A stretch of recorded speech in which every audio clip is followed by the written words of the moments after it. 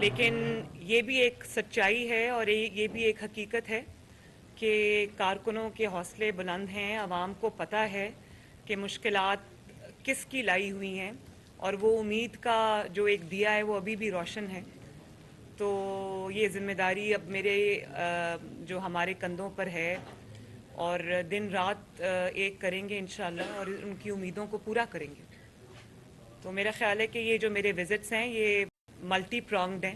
ایک تو یہ کہ مجھے جماعت کے تمام M N As M P As جو لوکل قیادت ہے ان کے ساتھ اور ٹکٹ ہولڈرز کے ساتھ ونگز کے ساتھ بیٹھنے کا موقع ملا ہے, ان کو جاننے کا, ان کو سمجھنے کا, ان کی بات سننے کا موقع ملا ہے. تو میرے لیے ایک بڑا ایک اچھا ایکسپیریمنٹ ہے اور ان سے بات چیت جب میں نے کی تو مجھے بہت میرے لیے حوصلہ افزا تھی. تو انشاءاللہ تعالی جی یہ بڑا آنے والا وقت جو ہے وہ برائٹ ہے. جی بائی الیکشن کے لیے یا پھر جنرل الیکشن کے لیے دوسرا اسٹریٹجی کیا ہوگی اگر آپ الیکشن میں جاتے ہیں؟ پی ڈی ایم آپ اکٹھے ہوں گے یا پھر علیحدہ؟ دیکھیے میں ابھی الیکشن چاہے بائی الیکشن ہو یا وہ جنرل الیکشن ہو ہمیں ہر چیز کے لیے تیاری رکھنی ہے اور اس کے ان ایڈیشن ٹو دیٹ میری کوشش یہ ہے کہ عوام کے اندر جو حقائق ہیں ان کو لے کر جاؤں. اویئرنیس کیمپین جو ہے اپنی جماعت کو متحرک کروں, اپنے کارکنوں کو متحرک کروں, اپنے جو جیسے کہ میں نے پہلے کہا کہ ہمارے جو ایم این ایز ہیں, ایم پی ایز ہیں, ٹکٹ ہولڈرز ہیں, ان کے ساتھ ہم انٹریکشن کریں. تو یہ سب کچھ جو ہے وہ کلمینیٹ کرے گا انٹو الیکشن کیمپین, چاہے وہ پھر بائی الیکشنز ہوں یا وہ جنرل الیکشنز ہوں. تو تیاری تو ہم نے بالکل شروع کر دی اور پورے زور شور سے شروع کر دی ہے. جی یہ بتائیے گا کہ عمران خان صاحب نے جو کچھ کہا, جتنے بیانات انہوں نے دیے, ان کے خلاف آخرکار کیوں کارروائی نہیں ہو سکتی؟ کیا وہ اتنے زیادہ لاڈلے بن چکے ہیں کہ وہ آئین بھی توڑیں, جو کچھ مرضی کریں, لیکن ان کے خلاف کارروائی نہیں ہوگی؟ بڑا پرٹیننٹ اور ریلیونٹ سوال ہے اور یہ سوال جو ہے نا صرف آپ کا نہیں ہے, یہ پاکستان کے عوام کا بھی سوال ہے, یہ میرا بھی سوال ہے. دیکھیں اس کا اب جواب ذرا تحمل سے سنیں, اور یہ جواب جو ہے نا یہ مس کنسیپشنز پہ بیسڈ نہیں ہے, یہ ریالٹی پہ بیسڈ ہے جو پوری قوم کے اور آپ سب کے سامنے ہے. بات یہ ہے کہ نواز شریف صاحب جب 2017 میں ان کو ایک اقامہ پر نکال دیا گیا, اس کے باوجود جس طرح سے 200 سے زائد پیشیاں انہوں نے بھگتیں, میں ان کے ساتھ ہوتی تھی. یہ جو پاناما کیس چل رہا تھا اس میں ہفتے میں 5 دن, کبھی 6 دن ہم نیب کے کورٹ میں پیش ہوتے تھے. ایک دن کی چھٹی ہوتی تھی, وہ سنڈے تھا. اور کس کیس میں؟ اس کا نتیجہ کیا نکلا؟ بیٹے سے تنخواہ نہ لینے پہ اقامہ پر آپ نے نواز شریف صاحب کو گھر بھیج دیا. اور آج یہ بدنام زمانہ کیس ہے, ایک داغ ہے جو پاکستان کی تاریخ میں ہم لوگوں پر لگا ہے کہ ایک منتخب وزیر اعظم کو آپ اقامے پر گھر بھیج دیتے ہیں, اور اس کے لیے, اس فراڈ کے لیے اس کو آپ نے سینکڑوں پیشیاں جو ہے اس نے بھگتی اپنی بیٹی کے ساتھ. ہفتے میں 5 دن 6 دن, اور کئی بار ایسا بھی ہوتا تھا کہ ہمارا 12-1 بجے عدالت ختم ہوتی تھی, 3 بجے ہمیں دوبارہ بلا لیا جاتا تھا. ایک دن میں 2 بار ہم اسی عدالت میں دوبارہ گئے. تو دوسری سائڈ پہ جب میں دیکھتی ہوں وہاں اقامہ نہیں ہے, وہاں پر جو بیٹے سے تنخواہ نہ لینے کا فراڈ نہیں ہے, وہاں پر اصل جرائم کیے ہوئے ہیں اور ہیرے جواہرات لیے ہوئے ہیں.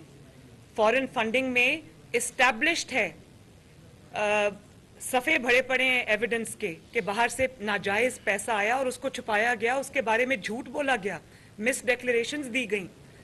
پھر اب جو کیس عدالت میں چل رہے ہیں ان میں جو آئی اوپننگ ایویڈنس ہے, لیکن آپ یہ دیکھیں کہ ان کو کوئی ٹچ نہیں کر سکتا. وہ عدالت میں آتے نہیں ہیں, کبھی ایک بہانہ کر دیتے ہیں, کبھی دوسرا بہانہ کر دیتے ہیں. تو کیا یہ سہولت نواز شریف صاحب کو حاصل تھی؟ کیا یہ سہولت مریم نواز کو حاصل تھی؟ کیا یہ سہولت مسلم لیگ نون کے باقی لیڈرز کو حاصل تھی؟ تو سوال تو کرنا بنتا ہے کہ ابھی تک ایک انسان جس نے جرائم کیے ہوئے ہیں اس کو ابھی تک کیوں ایسے کرنے کی اجازت دی جا رہی ہے کہ وہ جب چاہے عدالت میں پیش ہو جائے, جب چاہے وہ خط لکھ کے بھیج دے کہ میں نہیں آ سکتا؟ تو ایسے تو بات نہیں بنے گی نا. لیکن پھر بھی میں یہ سمجھتی ہوں کہ مجھے ابھی بھی یقین ہے کہ انشاءاللہ تعالیٰ قانون اپنا راستہ لے گا, اور جو جرم انہوں نے کیے ہیں ان کی سزا ان کو بھگتنی پڑے گی, بھگتنی چاہیے, ورنہ یہ جو ون سائیڈڈ انتقام ہے نا, پھر اس کے اپنے ریپیکشنز ہوتے ہیں. میڈم آپ یہ بتائیے گا کہ آپ نے اشارہ کیا, اور میں ایک اور بات بھی آپ کو بتا دوں, یہ کام آج کل آپ ٹی وی پہ دیکھ رہے ہیں نا, آپ اس کو انتقام کیسے کہہ سکتے ہیں؟ رانا صاحب ایک جعلی, میرے ساتھ بیٹھے ہیں, جعلی مقدمے میں کتنے مہینے رانا صاحب آپ قید بھگت کے آئے؟ 6 ماہ.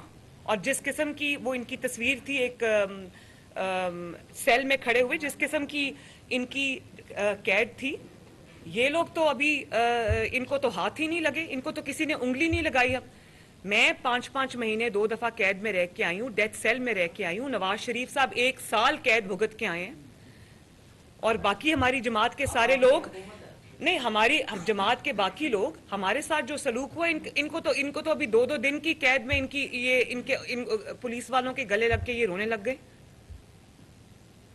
تو ابھی تو انصاف ہونا شروع ہی نہیں ہوا, انصاف تو ابھی ہوگا انشاءاللہ. کی حکومت ہے, میڈیم اس وقت یکجا ہے, پارلیمنٹ میں بھی آپ بیٹھے ہیں, تو کیا ایسی کوئی قانون سازی یا کوئی جو آپ سمجھتے ہیں کہ اس میں ماضی سے سیکھنا چاہیے؟ دیکھیں, میرا خیال ہے کہ عوام کے اندر اویئرنیس اتنی بڑھ گئی ہے, اور پچھلے 4-5 سال میں جو عوام نے دوہرا معیار دیکھا ہے کہ ایک معیار جو ہے وہ نواز شریف صاحب اور مسلم لیگ نون کے لیے, اور ایک معیار جو تھا وہ لاڈلوں کے لیے تھا. تو جو وہ ڈیم والے بابا جی کا جو اس وقت حشر ہوا ہے, اور کھوسا صاحب نے جو کیا ہے, میرا خیال ہے, اور جو ناانصافی ہوئی ہے, اس میں جو قوم کے اندر اویئرنیس آئی ہے, میرا خیال ہے کہ یہ سب سے بڑی چیز ہے, اور یہی لیڈ کرے گی جو ہم اصلاحات دیکھنا چاہتے ہیں, جو ہم انصاف کا معیار دیکھنا چاہتے ہیں. انشاءاللہ تعالیٰ وہ وقت دور نہیں ہے جب یہ اویئرنیس کی وجہ سے یہ چیز آئے گی, بالکل آئے گی. اور جب تک جو انصاف کا معیار ایک نہیں ہوگا, تب تک یہ ملک آگے نہیں بڑھے گا. 16,000 سے زیادہ میڈیا انڈسٹری کے لوگ بے روزگار ہوئے ہیں, تو کیا ان کی بحالی کے لیے بھی آپ کی حکومت کوئی پلان کر رہی ہے؟ جو آپ 1 کروڑ نوکریاں آپ نے دینے کی بات کی ہے, میں تو وہ 1 کروڑ نوکریاں ہوں یا وہ 50 لاکھ گھر ہوں, میں یہ سمجھتی ہوں کہ وہ پوری قوم کے سامنے ان کے دعووں کی جو حقیقت ہے وہ آج سامنے ہے. ایک ہی وعدہ آئی تھنک ان کا وفا ہوا ہے کہ میں ان کو رلاؤں گا. میرا خیال ہے وہ اپنی جماعت کی بات کر رہے تھے. میں یہ سمجھتی ہوں کہ اس دور حکومت میں جو مظالم پریس پر, میڈیا پر ڈھائے گئے ہیں, اور جس طرح بہت سے پریس کے, میڈیا کے لوگوں کو اپنی نوکریوں سے ہاتھ دھونے پڑے, ایک تو جو اس وقت کے اکنامک کنڈیشنز تھے اس کا اثر بھی آیا, دوسرا آئی تھنک جو حق اور سچ کی آواز تھی اس کو دبانے کے لیے بھی بہت سارے صحافی حضرات کو اپنے گھر جانا پڑا. تو یہ بڑا ایک افسوس کا مقام ہے, اور مجھے امید ہے کہ جو آنے والا وقت ہے وہ عوام کے لیے بھی بہتر ہوگا اور صحافی حضرات کے لیے بھی بہتر ہوگا. میں پریس کے فریڈم میں بہت بلیو کرتی ہوں, اور میں یہ سمجھتی ہوں کہ میڈیا انسان کو راستہ دکھاتا ہے, میڈیا غلطیوں کی نشاندہی کرتا ہے, اور میں اس سے سیکھتی ہوں.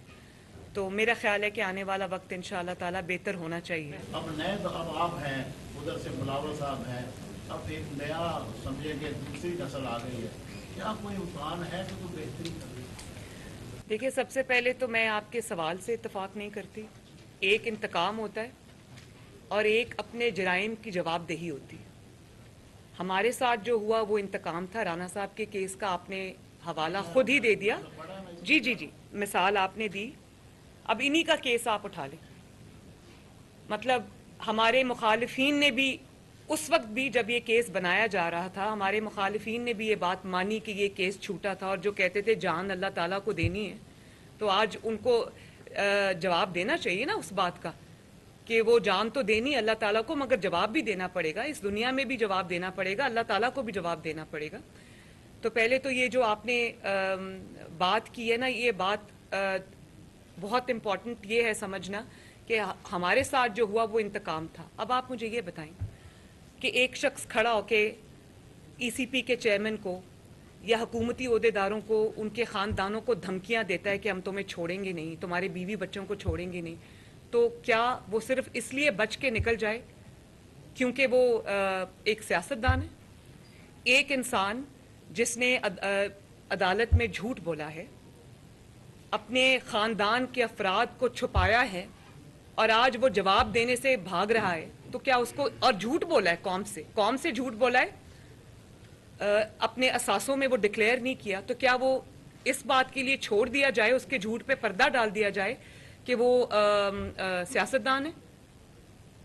اور ایک آپ نے گھڑیاں بیچی ہیں, آپ نے دوسرے ملکوں کے دیے گئے اسٹیٹ آف پاکستان کو جو تحائف دیے گئے, آپ نے ان کے بارے میں جھوٹ بولا, ان کو ڈکلیئر نہیں کیا, آپ نے ان کو بیچا, اور ان کو بیچ کے دبئی سے جو پیسے آپ پاکستان لے کر آئے وہ آپ ایک جہاز میں بھر کے لائے, منی لانڈرنگ کی آپ نے.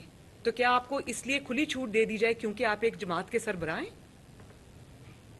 اور پھر فارن فنڈنگ میں نے آپ کو ابھی جیسے بتایا کلیئر ایویڈنس ہے کہ منی لانڈرنگ ہوئی ہے, اور اس کے لیے آپ نے انگلینڈ میں کلبز میں جھوٹے میچ کروائے اور وہ پیسہ آپ پاکستان لے کر آئے اور اس کو ڈکلیئر نہیں کیا, اس کے بارے میں جھوٹ بولا, وہ اکاؤنٹس چھپائے, تو آپ کو صرف اس لیے بیل آؤٹ دے دیا جائے کیونکہ آپ ایک سیاستدان کے کا نقاب آپ نے اوڑھا ہوا ہے؟ تو یہ کوئی اقامہ پر نکالا نہیں جا رہا, بیٹے سے تنخواہ نہ لینے پر نکالا نہیں جا رہا. یہ حقائق کو سامنے رکھنا پڑے گا. یہ نہیں ہو سکتا کہ آپ جرائم کریں, آپ نیشنل ٹیلی ویژن پہ آ کے, میڈیا پہ آ کر کھلے عام لوگوں کو دھمکیاں دیں, ان کے خاندانوں کو ڈرائیں دھمکائیں, اور آپ صاف بچ کے نکل جائیں. یہ نہیں ہوگا. آپ پلیز دونوں چیزوں کو کائنڈلی ایکویٹ نہ کریں. ایک بھی انتقام پر مبنی کیس اگر حکومت نے بنایا ہے تو ابھی مجھے بتائیں, میں خود اس کے ساتھ کھڑی ہوں گی. چھوٹا سا ایک سوال تھا. جی. اب آپ کے پاس اقتدار ہے, سوشل میڈیا جب آپ کر رہے ہیں, جو کوئی سوشل میڈیا پہ ہو رہا ہے, کوئی حکومت اس کا سنجام کر رہی ہے, کوئی پلاننگ کر رہی ہے؟ رانا صاحب یہ سوال ہے میرا آپ سے. سوشل میڈیا کی یہ بات نہیں ہے. بات یہ ہے کہ یہ الیکٹرانک میڈیا پہ بھی ہوتا ہے. ایک دو چینلز ایسے ہیں جو پارٹی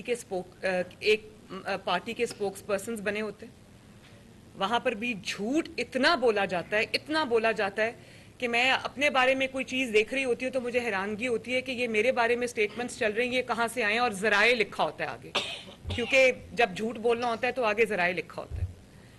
تو یہ صرف سوشل میڈیا کی بات نہیں ہے. میرا خیال ہے کہ پاکستان کے اندر جس کا جو دل کرتا ہے وہ بات کرتا ہے, اور اس کے اوپر اس کی کوئی نہ پکڑ ہے نہ پوچھ ہے. تو جو آپ کے ڈیفیمیشن لاز ہیں ان کو ہمیں اسٹرینتھن کرنا چاہیے.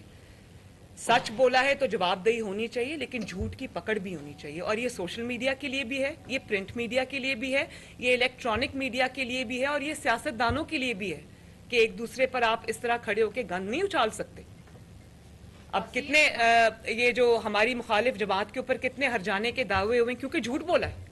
اور آپ یہ دیکھیں کہ جب انگلینڈ میں آپ جھوٹ بولتے ہیں تو وہاں پر اگر آپ کا چینل ہے تو آپ کو پیسے دینے پڑتے ہیں, آپ کو اس کی پینلٹی دینی پڑتی ہے. یہ بھی پاکستان میں ہونا چاہیے تاکہ جھوٹ جو ہے اس کو کنٹرول کیا جا سکے. کیا رسپانس کریں گی, اور اگر آپ کیسے آپ دیکھ لیں گے؟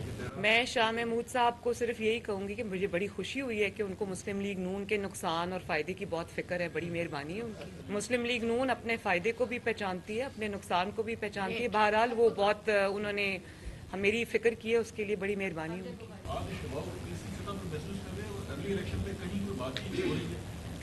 دباؤ میرے پہ تو کوئی نہیں ہے, نہ ہماری جماعت پہ, بلکہ اب دباؤ ان پہ ہے کہ انہوں نے جیل بھرو تحریک کا اعلان کیا, تو میں انتظار کر رہی ہوں کہ وہ جیلیں بھریں آ کے. اور بسم اللہ جو ہے وہ زمان پاک سے ہونی چاہیے.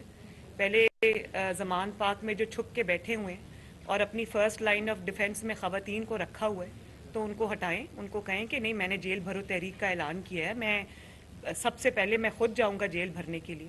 تو میں تو انتظار میں, رانا صاحب نے کہا ہے کہ ہم انتظار میں, ہم تو اپنی آنکھیں نظریں بچھا کے بیٹھے ہوئے ہیں کہ آئیں, تشریف لائیں, آپ کو بھی پتہ چلے کہ जेल क्या होती है, आपको भी पता चले डेथ सेल क्या होता है, आपको भी पता चले कि कुर्बानी क्या होती है, तो उसका आगाज़ ज़मान पाक से होना चाहिए। मेरे पे कोई प्रेशर नहीं, प्रेशर उन पे है जिन्होंने ये बात की, अब उसको पूरा करें, बड़ी मेहरबानी आप। हम देख रहे हैं कि जो दागी साहब वापस भी हैं मगर उनकी अभी तक वापसी को रिकॉग्नाइज नहीं किया जा रहा, इसकी क्या वजह है? जहाँ तक क्लीन स्वीप की बात है तो अभी रिसेंटली वो लोग इलेक्शन हारे हैं, तो मैं तो ये बात नहीं मानती। पीटीआई ने जब कहीं इलेक्शन जीता भी है तो उसकी वजूहात कुछ और थी, उनके पीछे वो लोग थे जिन्होंने उनको इलेक्शन जिताया। पूरी दुनिया को इस बात का पता है, ये कोई छुपी हुई हकीकत नहीं है। लेकिन हम मुस्लिम लीग नून ने जिस तरह से मुल्तान में मैं जहाँ अब कल आई हूँ तो मैंने देखा जो सड़कें भी बनी हैं, जो मेट्रो बस बनी है, जितनी तरक्की जनूबी पंजाब में हुई है, मुस्लिम लीग नून ने नारा नहीं लगाया, सिर्फ मुस्लिम लीग नून ने आगे बढ़कर खिदमत की है लोगों की। जनूबी पंजाब में एक एक जो तरक्याती प्रोजेक्ट है वो अल्लाह ताला का शुक्र है, वो शहबाज शरीफ साहब, नवाज शरीफ साहब की मेहनत है।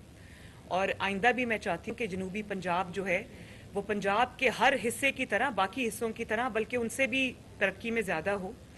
तो और ये हमारा एजेंडा भी है। बाकी जो आपने बात की, इंशाअल्लाह ताला जनूबी पंजाब से भी, मुल्तान से भी मुस्लिम लीग नून जीतेगी। हम अपनी जो इलेक्टोरल अलायंसेस हैं, जो अपनी अलाइनमेंट है, उसको देख रहे हैं। इसीलिए आज मेरी अभी इस मुलाकात के बाद मेरी अपने MNAs MPs टिकट होल्डर से मुलाकात है। हम अपने पूरी इलेक्शन की स्ट्रैटेजी जो है वो उसको बैठ के मशावरत से तय करेंगे और इंशाअल्लाह ताला भरपूर तरीके से यहाँ से कामयाबी हासिल करेंगे। जावेद हाशमी साहब की जहाँ तक आपने बात की, जावेद हाशमी साहब एक मेरे लिए बहुत काबिल कदर और काबिल एहतराम हैं, वेटरन आई थिंक सियासतदान हैं। तो हम उनकी जो एक्सपीरियंस है, उनका तजर्बा है, उससे भरपूर फ़ायदा उठाएंगे और उसको वो जमात के साथ हैं, मशावरत में भी साथ हैं। देखें, जनूबी पंजाब का जो इन्होंने ड्रामा किया था, सूबा महाज जो बनाया था, वो उसकी जो वो इलेक्शन के दिन तक था। उसके बाद वो दावे जो उन्होंने किए थे वो कभी वफा नहीं हुए। वो वादे जो किए थे वो जनूबी पंजाब के साथ, वो कभी वफा नहीं हुए। जनूबी पंजाब के वादों को, सूबा बनाने के वादों को, तरक्की के वादों को, वो जो इन्होंने गले में वो डाल के जनूबी पंजाब के वो शामिल हुए थे तहरीक इंसाफ के साथ, वो वादे हमने वफा होते ही नहीं देखे। वो जिस दिन ये इलेक्शन यहाँ से जीते उस दिन वो नारे भी ख़त्म हो गए, वो वादे भी वफा नहीं हो सके। तो वो एक ड्रामा था, सिर्फ एक स्टंट था इलेक्शन का, तो जिसमें फिर जनूबी पंजाब के अवाम को सफ़र भी करना पड़ा। जहाँ तक आपने सूबा बनाने की बात की, देखें उसकी करारदाद, उसकी एक आइनी रिक्वायरमेंट थी कि उसकी करारदाद पंजाब असेंबली से पास की जाए, वो हमने की। और इंशाअल्लाह ताला जब हम झूठे वादे नहीं करेंगे, हम कोई ड्रामा नहीं करेंगे, हम कोई जनूबी पंजाब के अवाम को कोई झूठा एक तसल्ली नहीं देंगे। हम इसको इंशाअल्लाह ताला एक्चुअलाइज करेंगे उनकी ख्वाहिशात के मुताबिक। मुस्लिम लीग नून का ये ट्रैक रिकॉर्ड है कि जो वादा किया आवाम से वो वफा किया। जनूबी पंजाब से भी जो हमारी कमिटमेंट है, जो वादे हैं, जो उनकी डिमांड है, उसको इंशाअल्लाह ताला मुस्लिम लीग नून ही पूरा करेगी इंशाअल्लाह। IMF का चलाया, कामयाबी से चलाया, लेकिन उसमें उन्होंने अवाम का जो मफाद था और जो अवाम की उसमें एहसास था, उसको उन्होंने मद्देनज़र रखा। और उस प्रोग्राम के बावजूद जो कि 4 साल 3 साल चला, उन्होंने प्राइसेस बढ़ने नहीं दी। आटे की प्राइस 35 रुपये किलो रही, चीनी की प्राइस 50 to 55 रुपीज़ किलो रही, और तेल की प्राइस 140 रुपये किलो रही। इसके अलावा भी सब्जियां भी इंतहाई सस्ते दामों फ़रोख्त होती रही और वो मेंटेन रही 4 साल प्राइस। और फिर एक दिन आया कि पाकिस्तान की तारीख़ में पहली मरतबा पहली हुकूमत थी जिसने ना सिर्फ प्राइसेस मेंटेन की, कामयाबी से IMF का प्रोग्राम चलाया। अवाम के जो चूल्हे थे وہ بھی جلتے رہے, IMF پروگرام بھی چلتا رہا, اور وہ ایک دن آیا جب 2016 میں نواز شریف صاحب نے بڑی کامیابی سے IMF کے پروگرام کو پہلی بار تاریخ میں خدا حافظ کہہ دیا. تو ان کو تو وہ والا پاکستان ملا تھا, لیکن کیونکہ نالائکی اور نااہلی اتنی شدید تھی کہ ترقی کرتے ہوئے پاکستان کو نوز ڈائیو اس نے کیا, اور پھر انہوں نے IMF کے ساتھ ایک ایسا معاہدہ کیا کہ جس نے پاکستان کو گروی رکھ دیا IMF کے ہاتھوں میں. لگتا تھا کہ پاکستان کو حکومت پاکستان نہیں IMF چلا رہا ہے, اور وہ شرائط اتنی کڑی تھیں کہ ان کو پورا کرنے کے لیے ہمیں بہت کمپرومائزز کرنے پڑے, اور پھر اس سے بڑا ظلم یہ کیا کہ جاتے جاتے اس معاہدے کو فلاؤٹ کر گئے, اس کو پھاڑ کے پھینک گئے, کیونکہ ان کو پتا تھا میں تو جا رہا ہوں. جاتے جاتے اپنے آپ کو تو بچا گئے, پاکستان کو یہ مشکلات میں جھونک گئے. تو بات یہ کہ جب آپ نے ایک معاہدہ کر لیا ہے, آج ہمارے ہاتھ بندھے ہوئے ہیں, ہم ریلیف دینا چاہیں بھی تو ابھی وہ ہم نہیں دے پا رہے. اس کی وجہ یہ ہے کہ IMF یہ کہتا ہے کہ ایک تو معاہدے کی شرائط بہت کڑی ہے, وہ آپ کو پوری کرنی پڑیں گی. دوسرا, جب آپ نے معاہدے کی خلاف کی, دھوکہ کیا, تو اب وہ یہ کہتے ہیں کہ پہلے آپ یہ قیمتیں بڑھائیں, پہلے آپ یہ مشکل قدم اٹھائیں, اس کے بعد ہم آپ کو پیسے دیں گے. تو جب ہم IMF آپ کے ساتھ نہیں آتا, تو باقی ڈونرز یا باقی جو لوگ ہیں وہ بھی اسی طرف دیکھ رہے ہوتے ہیں. تو ہماری یہ مجبوری ہے اس وقت کہ ہمیں IMF کی شرائط ماننی ہے. اللہ تعالیٰ کرے کہ جو مستقبل قریب میں وہ وقت آئے کہ ہم اپنے آپ کو اتنا اسٹرینتھن کریں کہ ہم وہ جو معاہدہ کیا ہوا ہے اس کی شرائط سے اپنے آپ کو تھوڑا آزاد کرنے کے قابل ہو جائیں. تو مسلم لیگ نون کو کوئی شوق نہیں ہے کہ وہ اپنا پولیٹیکل کیپٹل خراب کرے, یا وہ عوام میں جو اس کی ایک پوری ہسٹری ہے, تاریخ ہے ریلیف دینے کی, عوام کے گھروں میں ریلیف لانے کی, ان کے کچنز میں ریلیف لانے کی, ان کو سستی روٹی فراہم کرنے کی, سستی بجلی فراہم کرنے کی, گیس فراہم کرنے کی, ان کی جو اشیاء خرد و نوش ہیں ان کی قیمتیں جو ہے وہ نیچے لانے کی. تو یہ ایک ہسٹری ہے مسلم لیگ نون کی. ہمارے پر یہ بہت اس وقت پریشر ہے, بوجھ بھی ہے, اور خوشی کی بات یہ ہے کہ آپ کا وزیر اعظم شہباز شریف جو ہے وہ دن رات اسی پر اپنا صرف کر رہے ہیں, اور مجھے امید ہے کہ انشاءاللہ تعالیٰ آنے والے دنوں میں کچھ بہتری آئے گی, اور ضرور آئے گی. تو یہ حقائق ہیں جن کا ادراک ضروری ہے, اور ان حقائق کو سامنے رکھنا بہت ضروری ہے. اس سے ہم اس وقت, اور آپ کو پچھلی حکومت کے لوگوں, جو چاہے وہ شوکت ترین صاحب ہوں یا وہ کچھ ہوں, ان کے سٹیٹمنٹس آن ریکارڈ ہیں, ان کی آڈیوز آن ریکارڈ ہیں, جس میں انہوں نے پاکستان کو اپنے آپ کو بچانے کی بات کی ہے, پاکستان کو مشکلات میں دھکیلنے کی بات کی ہے. تو یہ پوری قوم کے سامنے ہے.